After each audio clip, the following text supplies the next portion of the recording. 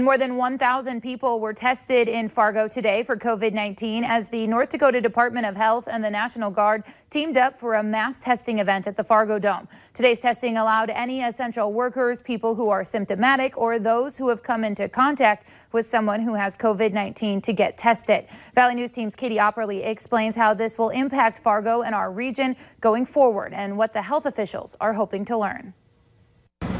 Cars filed into the Fargo Dome parking lot filled with people to be tested for the novel coronavirus. We have capacity to do a little bit over 1,000. This is the largest mass testing event in North Dakota so far. We're targeting different populations and identifying whether or not they have COVID or whether their exposure to COVID is indeed going to make them test positive. So the hope is, the governor's been saying since day one, we want to try to flatten that curve. And the more we test, the more we'll know where COVID is. Adams says being able to diagnose people will help provide better surveillance of the disease. And then this data can be used by experts to fight COVID-19.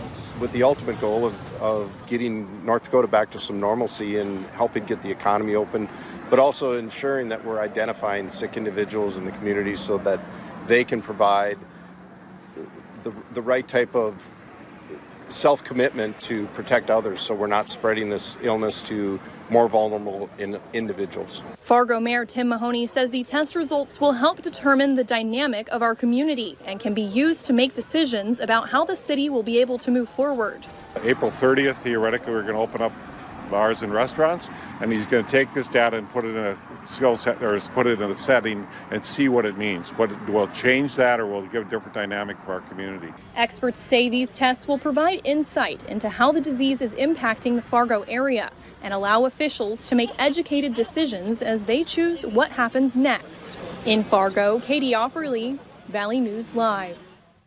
All of the tests today were free. Officials hope people can expect their results in 24 to 72 hours.